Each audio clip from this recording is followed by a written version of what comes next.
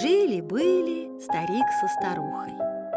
Вот старик и говорит старухе: «Старуха, испеки ко мне колобок, что-то есть очень хочется». «А из чего испечь? Муки-то нет». «А ты по амбару поскреби, по сусеку помети, глядишь, да наскребешь муки на колобок». Пошла старуха по амбару поскребла, по сусеку помела и набрала немного муки. Замесила старуха тесто, испекла колобок, да на окошко студить положила. А он взял, да и убежал.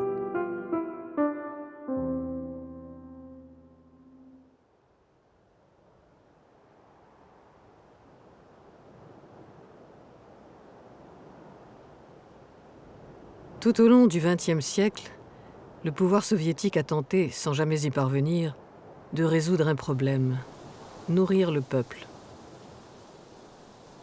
Les terres de la Russie et de l'Ukraine ont toujours été fertiles. On les appelait le grenier à blé de l'Europe. Pourtant, de tout temps, la population y a souffert de la faim. À l'issue de la Révolution d'octobre, le nouveau pouvoir des soviets va s'attacher à réorganiser l'agriculture et à introduire les derniers progrès de la science. Des scientifiques, on attend des miracles. Parmi les hommes chargés d'accomplir ces avancées prodigieuses, il y en a deux. L'un, Nikolai Vavilov, est un botaniste. L'autre, Trofim Lysenko, est un agronome. La confrontation entre ces deux hommes nous raconte l'échec le plus dramatique de l'histoire de l'URSS. L'incapacité du régime soviétique à nourrir sa population.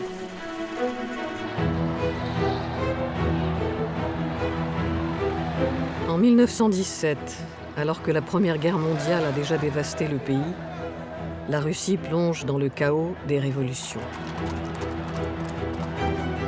Les soldats russes reviennent du front et ce n'est pas la paix qui les attend, mais une autre guerre, la guerre civile.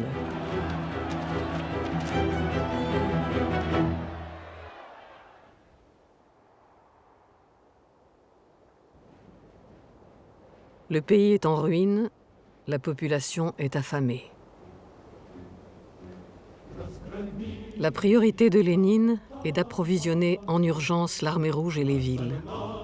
Il décrète le communisme de guerre, dont l'une des premières mesures est la réquisition des productions agricoles. Les détachements armés sillonnent les campagnes pour contraindre violemment ceux qui refusent de livrer leurs récoltes. Les paysans, qui endurent depuis des années les conséquences désastreuses des guerres, des révolutions et des intempéries, se retrouvent plus démunis que jamais.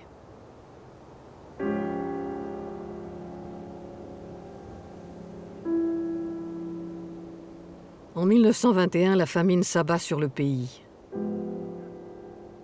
40 millions de personnes souffrent de la faim. C'est la première grande famine qui touche le territoire de la Russie soviétique. Elle emporte avec elle plus de 5 millions de vies.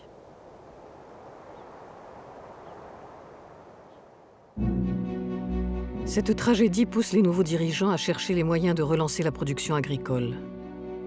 Trouver la solution pour que les paysans reprennent leur activité et que les rendements augmentent rapidement. Lénine ordonne aux députés des soviets d'agir en urgence.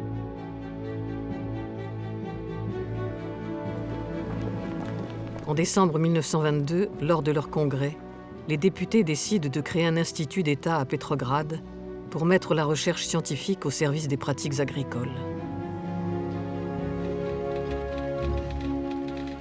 À cette époque, le scientifique capable de mener à bien ce gigantesque projet est le botaniste et généticien Nikolai Vavilov.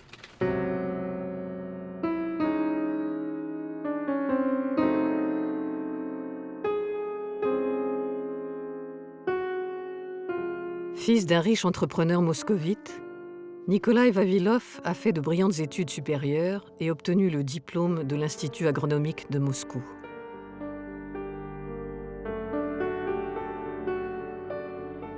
À Avant la Première Guerre mondiale, à l'âge de 26 ans, il a arpenté pendant 2 ans l'Europe occidentale.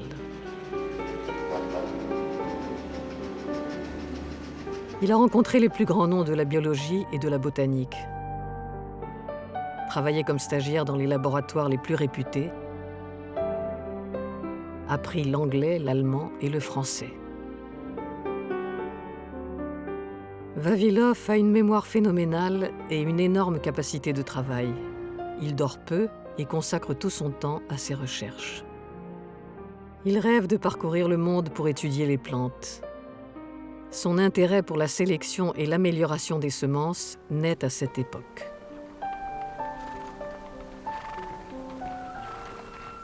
L'opiniâtre volonté du jeune chercheur donne ses résultats. En 1916, Vavilov obtient des subsides pour entreprendre sa première expédition scientifique en Iran et dans les montagnes du Pamir en Asie centrale. L'expédition est périlleuse. Il faut affronter des glaciers menaçants et des sentiers étroits. Mais rien n'arrête Vavilov.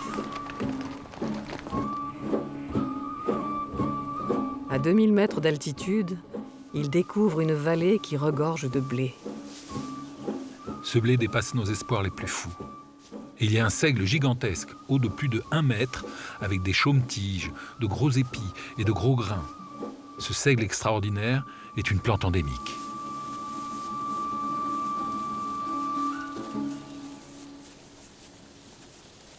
Cette expédition inaugure le grand projet qui occupera Vavilov toute sa vie. Constituer une banque mondiale de semences.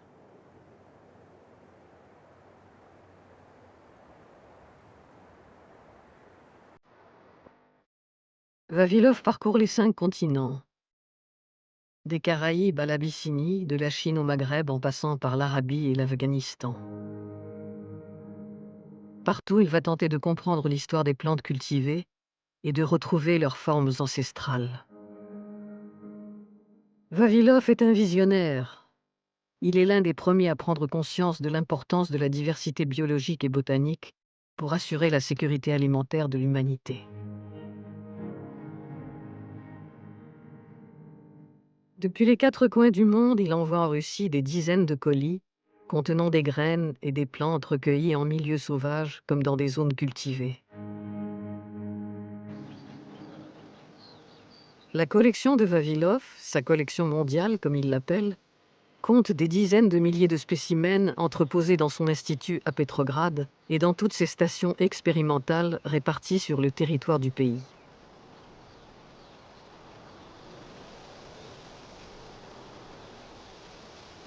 Grâce à cette multitude de semences, les chercheurs soviétiques entament des expériences pour créer de nouvelles espèces végétales. Ces travaux demandent beaucoup de temps. Mais ce temps, le nouveau pouvoir ne l'a pas.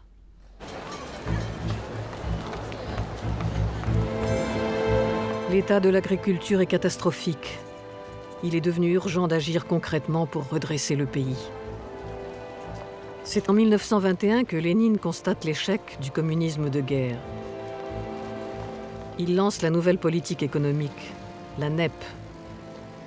On supprime les réquisitions, on privatise les terres et on rend aux paysans le droit de vendre ses produits sur les marchés. Les résultats sont immédiats. La production agricole redémarre.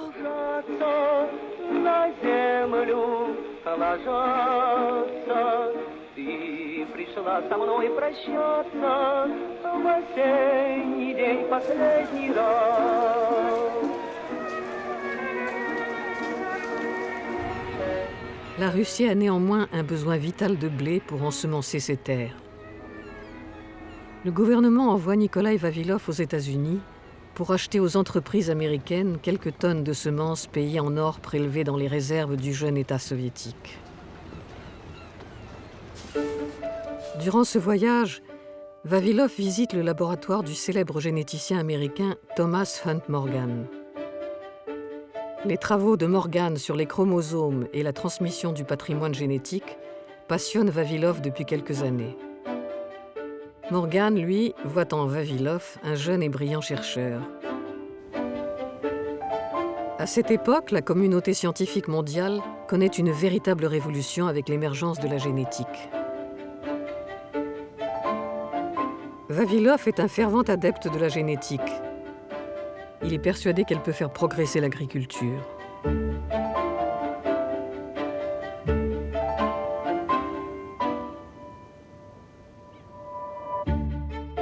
Il compte importer en Russie les dernières découvertes des généticiens pour les appliquer dans l'Institut de culture des plantes qu'il dirige à Petrograd.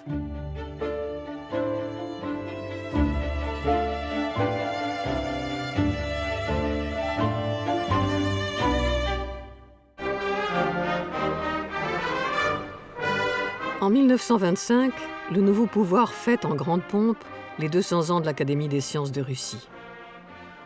Les contacts avec les scientifiques étrangers, qui ont été rompus pendant la Révolution, sont rétablis. La science russe est à nouveau à l'honneur dans les congrès internationaux. Nikolai Vavilov, chef de file de la biologie soviétique, est aux anges. Il croit fermement en une science unique, globale, mondiale. Pour lui, la révolution scientifique s'inscrit pleinement dans la révolution communiste et l'accompagne. Sans la science, on ne peut construire le socialisme. Le travail de sélection des plantes, à grande échelle, commence avec la Révolution.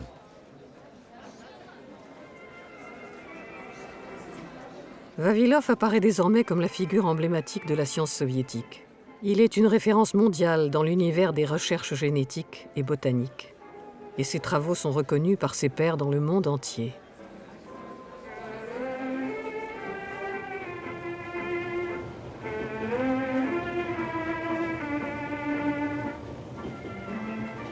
Le 7 août 1927, le journal La Pravda publie le portrait d'un dénommé Trofim Lysenko. Ce jeune agronome de 29 ans travaille dans l'une des stations expérimentales de l'immense institut dirigé par Vavilov et s'est fait remarquer pour les résultats intéressants de ses expérimentations. Le journaliste décrit un personnage original qui fait visiter ses plantations les pieds nus.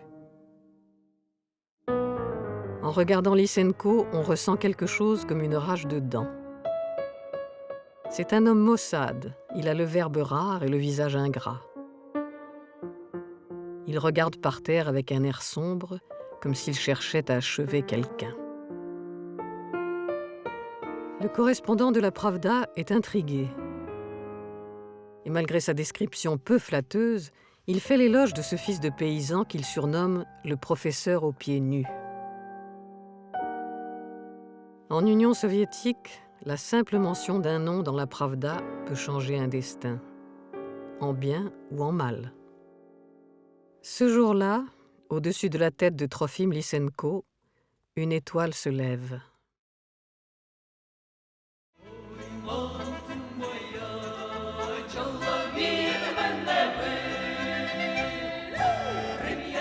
Trofim Lysenko est né en Ukraine au sein d'une famille de paysans pauvres.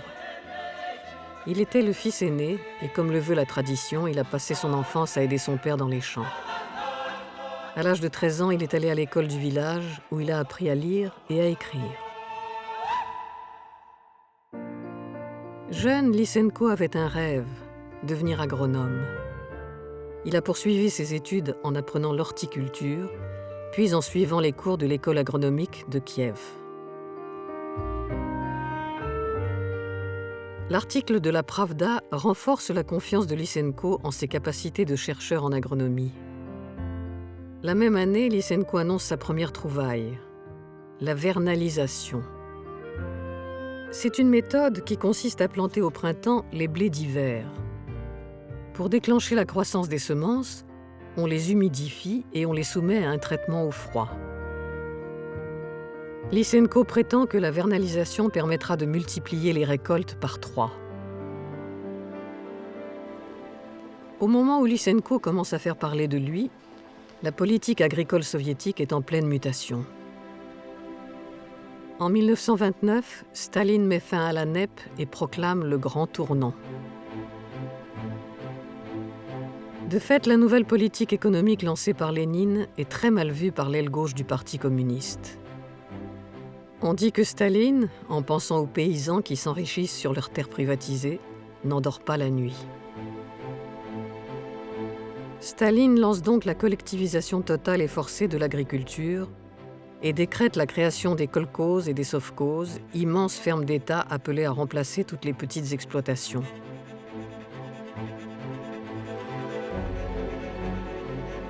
Nikolai Vavilov, à la tête de son institut, est enthousiaste. Il pense que cette nouvelle organisation va permettre aux paysans russes d'accéder au progrès scientifique. Il écrit « La science, voilà la force principale. Sovkhoz, kolkhoz ou ce que vous voulez, il faut que les nouveaux paysans s'attellent à la terre avec la science. »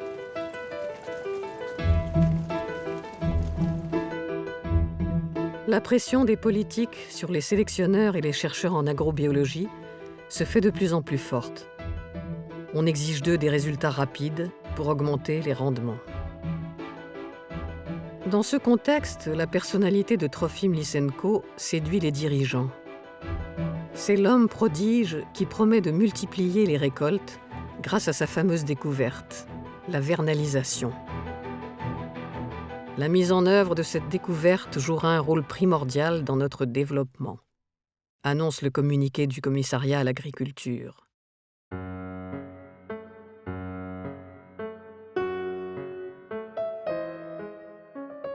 Nikolai Vavilov s'intéresse à Lysenko. Il s'intéresse à toutes les expérimentations qui peuvent nourrir la recherche scientifique. Ce jeune agronome impressionne l'académicien par son énergie et son audace. Il l'invite à faire un exposé au congrès pan-soviétique des généticiens et sélectionneurs à Leningrad. Y sont conviés de nombreux scientifiques étrangers. L'exposé de Lysenko ne suscite aucun enthousiasme. Les généticiens présents font remarquer que la vernalisation n'a rien d'une nouveauté. Ils la considèrent même comme un remède de grand-mère dont on ne peut espérer de résultats sur le long terme. Le fils de paysan comprend alors qu'il n'est pas le bienvenu dans le monde des scientifiques.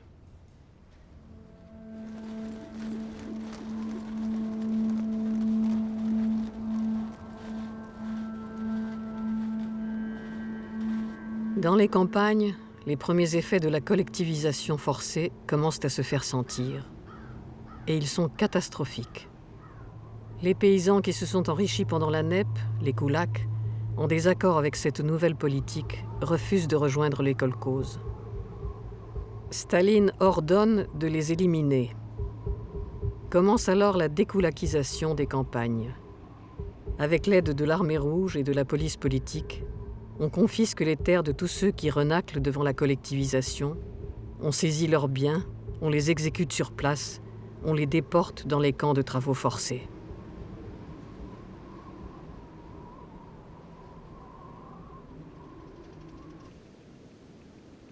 En 1932, la terrible famine refait son apparition. L'Ukraine, la Biélorussie, le Caucase du Nord, le Kazakhstan, l'Oural, la Sibérie occidentale. Tous les territoires de l'URSS sont touchés. Cette fois, plus de 60 millions de personnes ont faim. Cette nouvelle grande famine fera entre 6 et 8 millions de morts. Conséquence directe de la collectivisation forcée, elle est complètement occultée par le régime. Staline cherche des coupables à incriminer. Qui a échoué à créer des semences résistantes aux intempéries? Qui est incapable d'augmenter les rendements? Pour lui, les responsables sont les scientifiques. Une vague d'arrestations déferle alors sur les biologistes et les agronomes.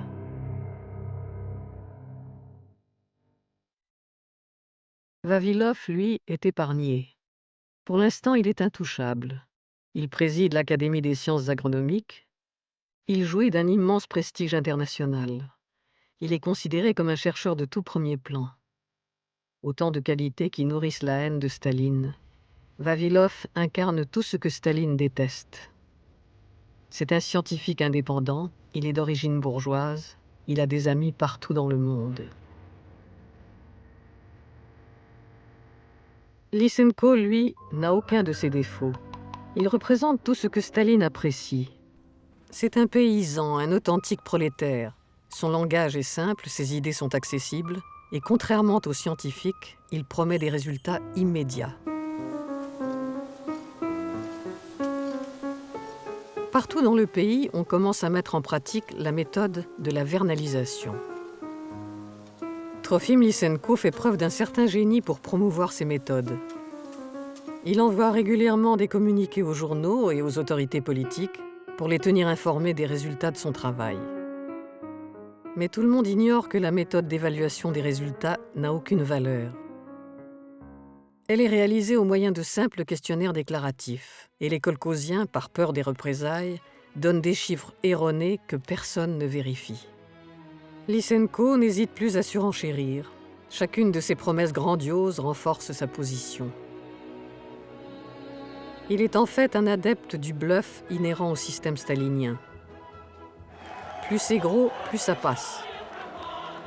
Tous les chiffres de l'économie et toutes les statistiques sont trafiqués pour être conformes aux attentes de Staline. Les prévisions des plans quinquennaux sont surévaluées et irréalistes. C'est l'époque où l'on crée de toutes pièces des mythologies héroïques, comme le fameux stakhanovisme, du nom du mineur Stakhanov, qui, selon la légende, aurait multiplié par 14 la quantité de charbon extraite en une journée. Чем объяснить, что стахановское движение оказалось таким назревшим? Таковы причины того, что оно так объяло все отрасли нашего хозяйства, все районы и области нашей великой страны. Какие причины? Их много, этих самых причин. Можно было бы указать несколько. Во-первых, жить стало лучше. Жить стало веселее. Звонки, как птицы, одна за другой, песни летят над советской страной. Здесь темноте городов и полей, жить стало лучше, жить стало веселей. Здесь темноте городов и полей, жить стало лучше, жить стало веселей.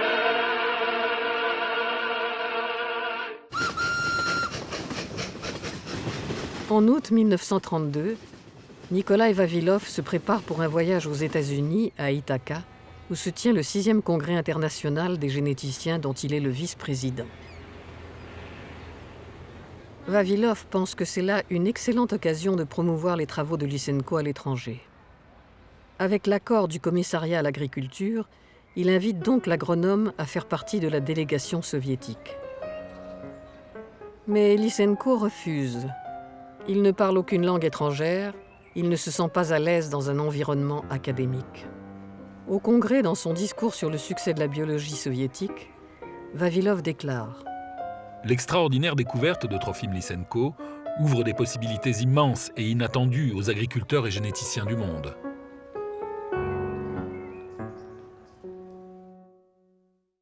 Pourquoi, malgré la réticence et l'incrédulité des scientifiques, Vavilov continue-t-il à soutenir Lysenko?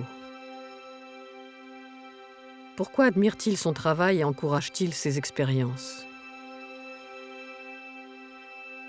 Le traitement des semences proposé par Lysenko change leurs caractéristiques. Elles résistent mieux au gel. Or, les variétés de blé que Vavilov a ramenées des pays chauds pour enrichir la collection de l'Institut sont très sensibles aux basses températures. Elles ne poussent pas dans les régions froides de Russie. Vavilov pense que si on leur applique la méthode de Lysenko, on peut élaborer de nouvelles variétés résistantes au gel et obtenir ainsi des récoltes abondantes. Voilà pourquoi Vavilov mobilise les équipes de son institut et propose de mettre sa collection mondiale de semences à la disposition des expériences de Lysenko.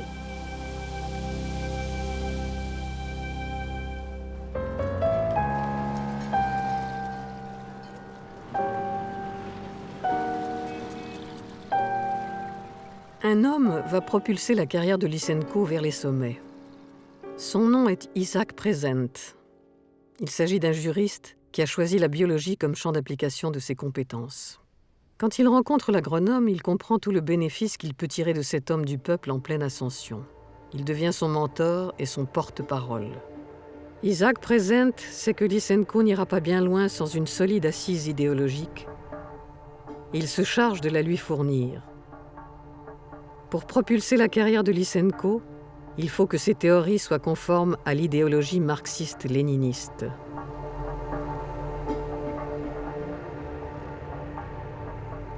Au même moment, Staline reçoit un rapport des services secrets sur plusieurs biologistes et agronomes soviétiques. Les positions politiques de Nikolai Vavilov sont hostiles au Parti communiste et au pouvoir des soviets, dit le rapport. Dans un cercle restreint, Vavilov critique les méthodes du gouvernement soviétique, le rendant responsable des famines. C'est l'un des premiers documents que les agents des services secrets classent dans le dossier de Nikolai Vavilov. Dossier qui grossira avec le temps.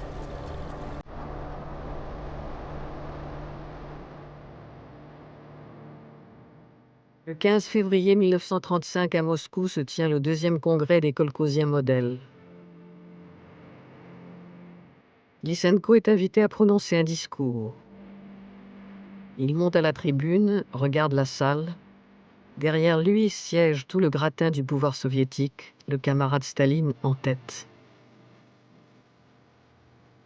Son discours devait porter sur la vernalisation. Il prend soudain une toute autre tournure, directement inspirée par Isaac Prezent.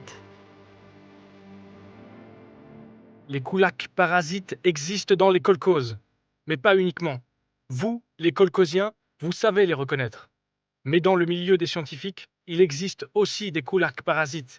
Ils sont tout aussi dangereux. Pour défendre la vernalisation auprès de ces pseudo-savants, il ne faut pas hésiter à verser le sang et à porter des coups. L'ennemi de classe est toujours un ennemi, qu'il soit scientifique ou pas. Недавно же, товарищи, я пожалел, и довольно искренне пожалел, своих кровных врагов, которые находятся в и теперь. Боялся палку ставить. Это буржуазных ученых. À cet instant, son discours est interrompu. Quelqu'un s'écrie « Bravo, camarade Lysenko, bravo !» C'est la voix de Staline qui se lève et se met à applaudir. Une seconde plus tard, une formidable ovation emplit la salle du palais du Kremlin. Le discours de Lysenko est conforme à la ligne du parti. À cette époque, en URSS, toute activité humaine, quelle que soit sa nature, doit se faire au nom de l'idéal communiste.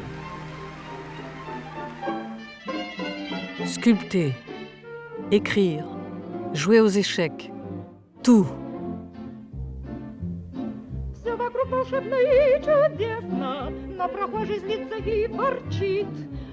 La biologie est logée à la même enseigne. Le débat scientifique se transforme en débat politique. Au cœur de ce débat se trouve la théorie de l'hérédité. Comment les organismes vivants, les hommes, les animaux, les plantes, transmettent-ils leurs caractéristiques à leur descendance? Peut-on transformer l'individu durant sa vie et le rendre meilleur, plus beau, plus résistant, plus obéissant? Et si oui, comment?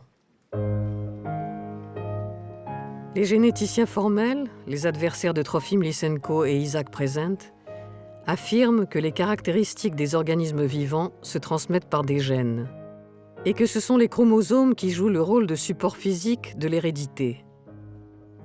Les gènes des organismes vivants restent stables, ils ne changent pas, même si leur environnement change. En revanche, Lysenko et ses partisans rejettent l'existence des chromosomes. Ils proclament que les caractéristiques des organismes vivants changent en fonction du contexte environnemental et se transmettent à la descendance. Cette théorie ne repose sur aucune donnée scientifique. Ce n'est qu'une transposition forcée d'un discours politique. Le progrès de l'espèce provient de l'effort des individus. S'appuyant sur cette base, Lysenko qualifie la génétique de science bourgeoise, incompatible avec le marxisme-léninisme. Alors que lui, Lysenko, défend la seule, la vraie science, la science prolétarienne. Cette vision de la science convient parfaitement à Staline. Elle va dans le sens de sa thèse, selon laquelle l'environnement favorable, développé par la société communiste, pourra modifier les caractéristiques des individus et donner naissance à l'homme nouveau. Or, les théories des généticiens formels se mettent en travers de ce projet grandiose.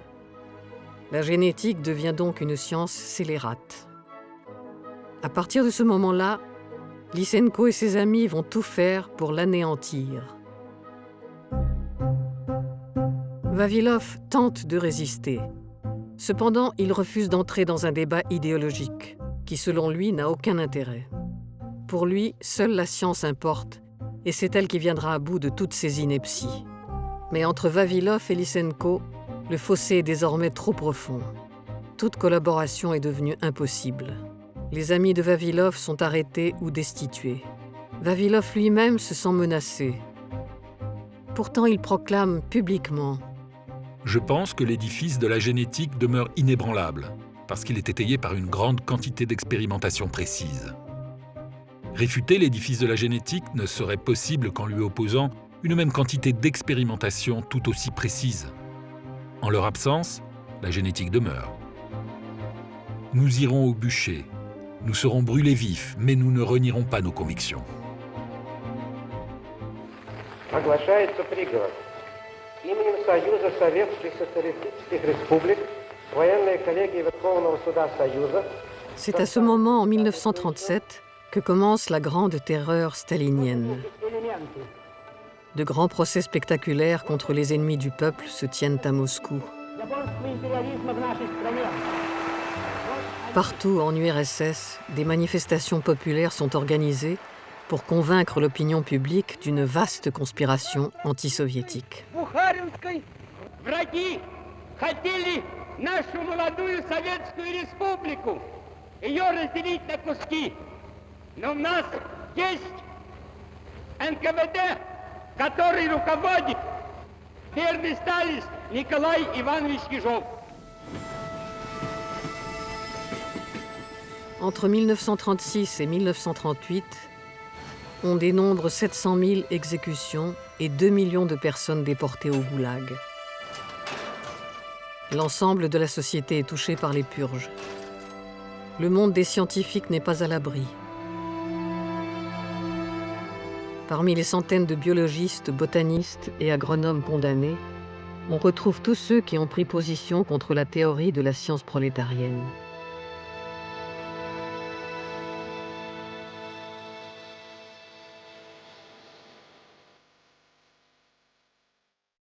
Alors que Vavilov est de plus en plus isolé, Lysenko, lui, est en pleine ascension. Il est nommé président de l'Académie des sciences agronomiques. Il a désormais un accès privilégié au Kremlin.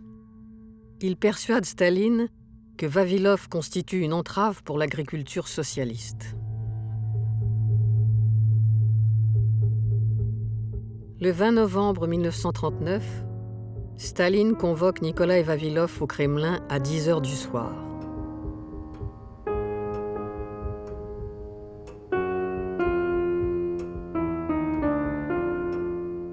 Il le reçoit dans son bureau à minuit. Il ne propose pas à Vavilov de s'asseoir. « Camarade Vavilov, allez-vous continuer longtemps à vous occuper des petites fleurs et autres fariboles ? Qui va s'occuper d'augmenter les rendements agricoles ?» demande Staline. Vavilov tente de se justifier en expliquant le travail titanesque qu'est en train d'effectuer son institut. Staline fait les 100 pas, la pipe à la main. Il coupe la parole à Vavilov. « C'est tout ce que vous avez à dire ? Vous pouvez disposer. » C'est la dernière entrevue entre les deux hommes.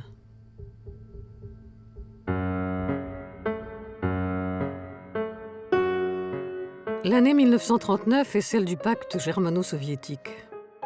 Ribbentrop, le ministre des Affaires étrangères du Reich, vient à Moscou pour signer cet accord de non-agression entre les deux puissances. Le pacte déclenche un véritable partage de l'Europe orientale entre l'URSS et l'Allemagne nazie.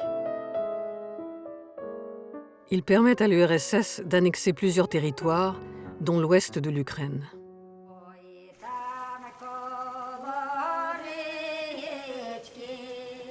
Ces régions sont réputées fertiles. Et dès 1940, le commissariat à l'agriculture envoie ses scientifiques évaluer les nouvelles terres et planifier leur exploitation. Nikolai Vavilov est désigné comme chef d'expédition pour l'Ukraine de l'Ouest. Il est heureux de retrouver enfin son activité préférée. En arrivant, il admire les champs de blé qui s'étendent à perte de vue. Il est complètement fasciné. Tous les 5 kilomètres, il demande une pause. Sans attendre l'arrêt de la voiture, il court vers les champs pour remplir des petits sacs en tissu d'échantillons de blé, d'orge et d'avoine.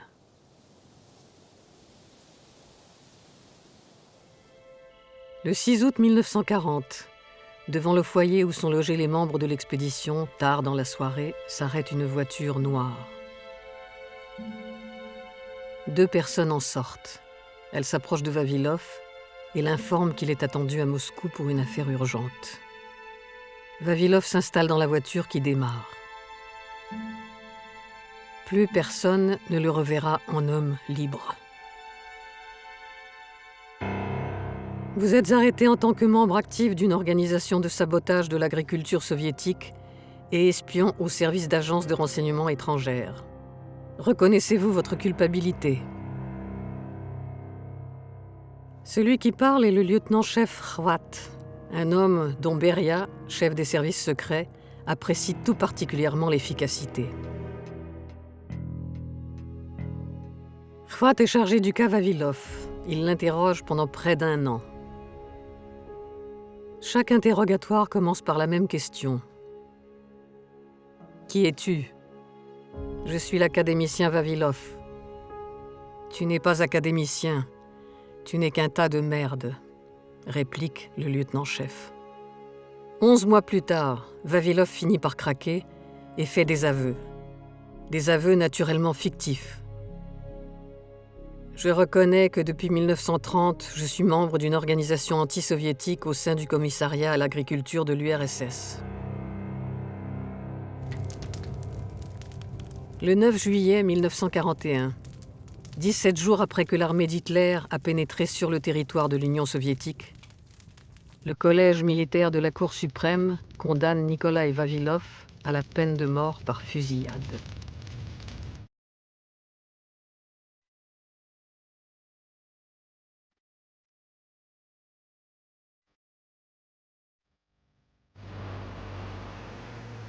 Le 14 octobre, les Allemands sont aux portes de Moscou.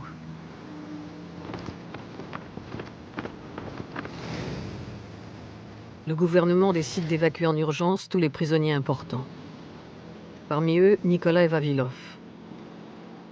Il est transféré à 700 km de Moscou, dans la ville de Saratov. Les 2 années qui suivent, Vavilov les passe en cellule dans l'antichambre de la mort. Le 23 janvier 1943, à l'âge de 56 ans, Nikolai Vavilov, l'homme qui voulait nourrir l'humanité, meurt de faim et d'épuisement dans la prison de Saratov.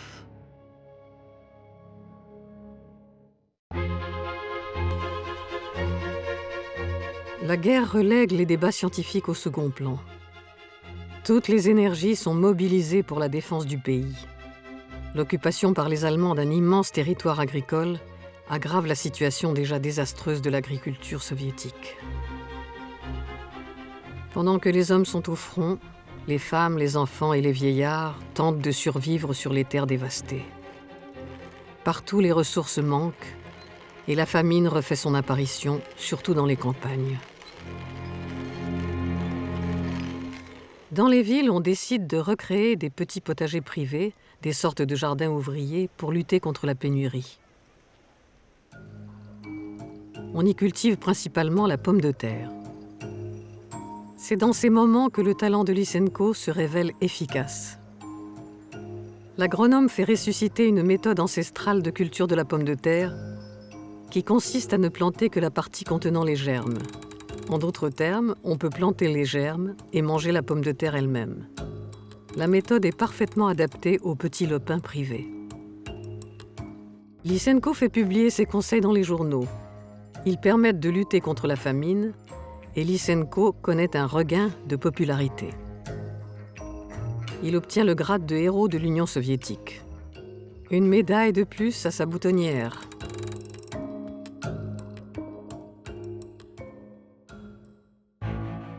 La victoire de 1945, la fin de la Grande Guerre patriotique, comme on l'appelle en URSS, est une courte parenthèse dans la longue nuit stalinienne.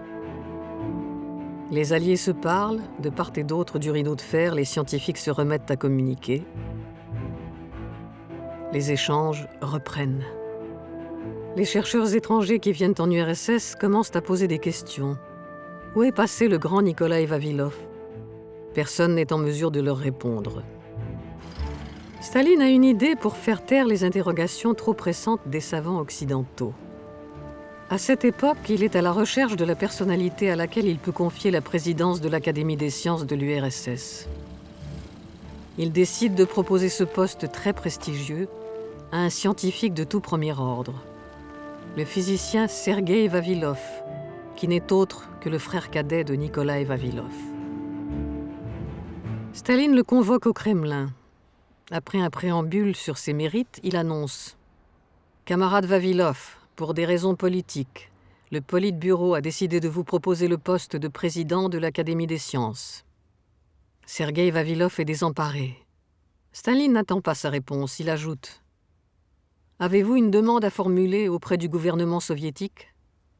Sergueï Vavilov hésite, puis il se lance.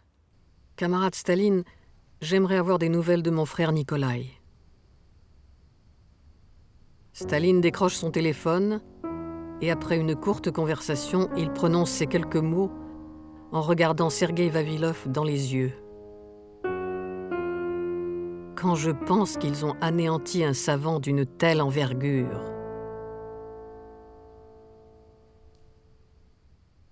En une phrase, Staline se décharge de sa responsabilité dans le sort tragique du plus grand homme de science soviétique. Entre 1946 et 1948, le retour de la famine fait plus d'1 million de victimes. Une fois de plus, la politique du Kremlin a sa part de responsabilité. Plutôt que de redistribuer les récoltes à la population, l'URSS exporte plusieurs millions de tonnes de blé en échange de matériel industriel pour la reconstruction du pays. Afin de s'assurer une bonne image dans l'opinion française à une époque où les communistes sont au gouvernement, l'URSS fournit 500 000 tonnes de blé à la France.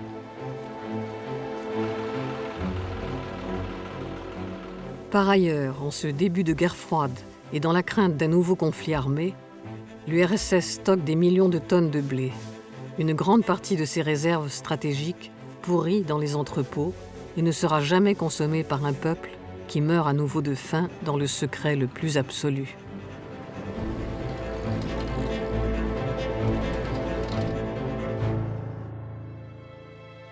Staline convoque Lysenko au Kremlin pour parler de la situation de l'agriculture. « Camarade Lysenko, j'ai vaincu le fascisme, c'est à vous de vaincre la nature et de nourrir notre peuple. » Lysenko répond qu'il peut résoudre les problèmes dans un délai record. À la condition d'être débarrassé, dit-il, de ces généticiens qui ne cessent de se prosterner devant l'Occident. Camarade Staline, les gènes n'existent pas. C'est un mythe inventé par les idéalistes. Qu'est-ce que ce gène exactement ? Qui l'a vu ? Qui l'a touché ? Qui l'a goûté ? Staline sait que Lysenko est contesté par les défenseurs de la génétique. Il lui demande de réaffirmer son autorité lors d'une session extraordinaire de l'Académie des sciences agronomiques. La veille du discours, Staline demande à Lysenko son texte. Il le relit, le corrige et ajoute quelques formules de son cru. Là où, par exemple, Lysenko écrit « génétique bourgeoise », Staline barre et remplace par « génétique réactionnaire ». Le 31 juillet 1948, Lysenko, en serviteur zélé du parti, prononce devant l'Académie le discours revisité par Staline.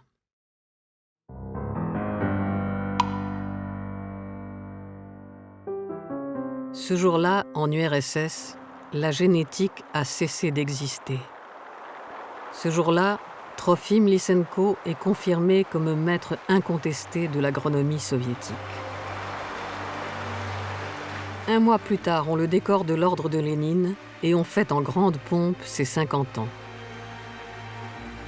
Ironie du sort, c'est Sergueï Vavilov, le frère de Nikolaï, qui prononce le discours inaugural présentant Lysenko comme un scientifique hors pair.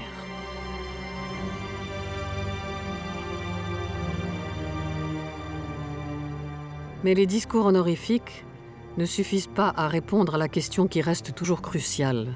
Comment nourrir le peuple ? La sécheresse constitue un problème majeur pour l'agriculture. Staline, qui se prend pour un scientifique, est persuadé que si l'on en vient à bout, on va enfin pouvoir remplir les greniers du pays. Il imagine un projet baptisé « le grand plan de modification de la nature ». Il s'agit de créer d'immenses zones forestières pour arrêter les vents qui dessèchent la steppe.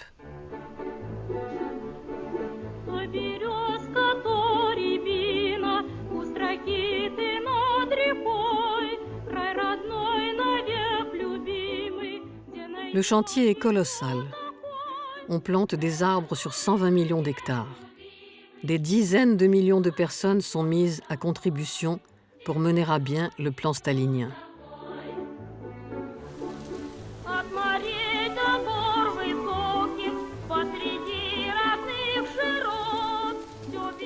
Pour ce faire, Staline a un allié, Lysenko. L'agronome sort de son chapeau une méthode de son cru. Il s'agit de planter les arbres les uns à côté des autres, en groupes très serrés, afin d'accélérer leur pousse. Les kolkhosiens sont ainsi contraints d'abandonner leur technique ancestrale.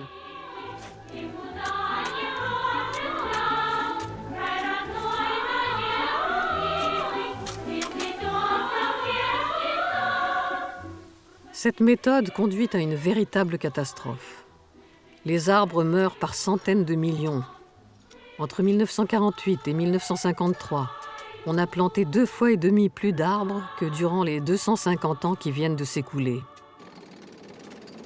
Seuls 4% d'entre eux atteignent l'âge adulte, grâce aux kolkhosiens qui ont désobéi aux directives de Lysenko et les ont plantés et cultivés à l'ancienne.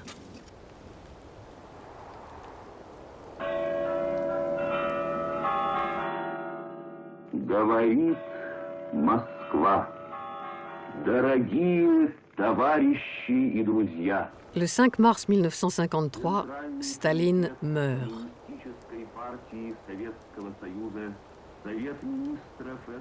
À peine a-t-il trouvé sa place dans le mausolée aux côtés de Lénine que les nouveaux maîtres du Kremlin mettent en cause sa politique agricole. Moins de 2 ans plus tard, quand Nikita Khrouchtchev prend seul la tête du parti et de l'État, pour la première fois, on révèle l'existence de la famine des années d'après-guerre, les cas de cannibalisme, on évoque librement la pénurie de céréales, les récoltes insuffisantes. Alors Khrouchtchev, tout comme Staline l'a fait avant lui, lance le pays dans toutes sortes de programmes gigantesques qu'il a lui-même concoctés. Il s'attaque aux immenses étendues de terre vierge au Kazakhstan et en Sibérie. Il annonce que l'agriculture doit tout miser sur le maïs. « Je suis Monsieur Maïs », aime-t-il répéter à qui veut l'entendre. Mais la chose est plus facile à dire qu'à faire, car les semences hybrides de maïs manquent cruellement. La génétique ayant été anéantie, il n'y a plus personne pour les obtenir.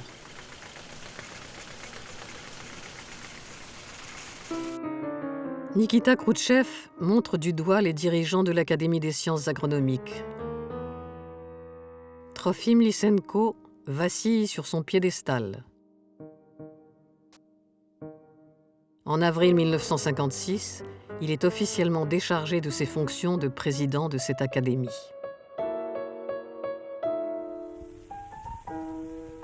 Quant à Khrouchtchev, il va chercher le salut de son agriculture chez ses ennemis, les Américains.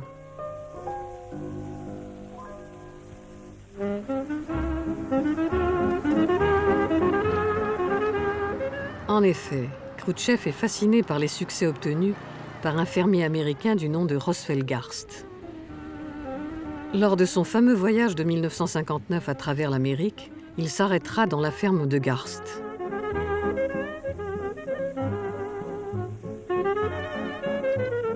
Sous les regards des caméras du monde entier, il s'extasie devant les résultats impressionnants des cultures du fermier de l'Iowa et s'écrie « Pourquoi on n'aurait pas la même chose chez nous ?»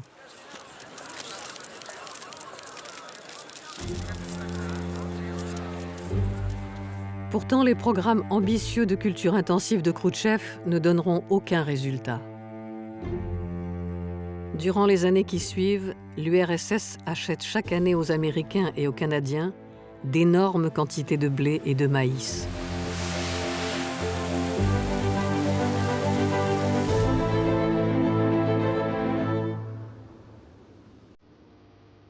Et c'est alors que le coriace Trofim Lysenko, qui cherche par tous les moyens à se rapprocher du nouveau pouvoir, refait surface. Il invite Khrouchtchev dans sa station expérimentale et lui montre les résultats de sa nouvelle trouvaille.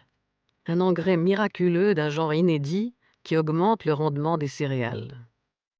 Le chef du Kremlin est impressionné. Lysenko retrouve grâce aux yeux du parti. Mais l'agronomie soviétique, elle, ne retrouvera pas le chemin du succès. Le retard accumulé pendant toutes les années de la mainmise de Lysenko ne sera jamais rattrapé.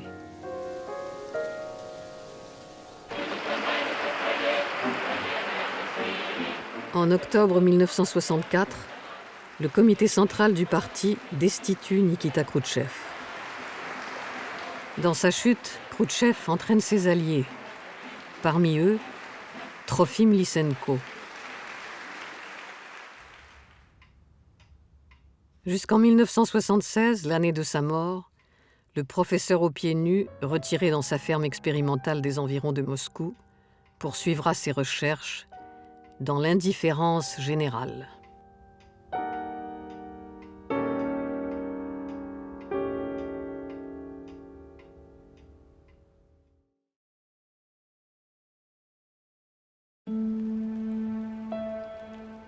Pendant la Deuxième Guerre mondiale, tandis que Nikolai Vavilov mourait de faim dans la prison de Saratov, la ville de Leningrad subissait un terrible blocus.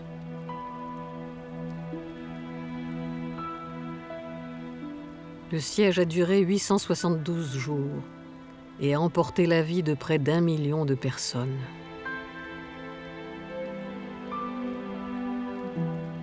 Sur la place de Saint-Isaac, l'Institut de culture des plantes créé par Vavilov abritait plusieurs tonnes de graines, de noix et de tubercules amassées par le botaniste dans ses expéditions à travers le monde.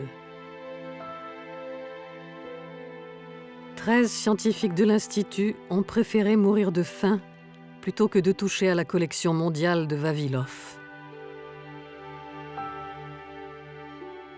Aujourd'hui, cette formidable banque de semences compte plus de 325 000 spécimens de végétaux.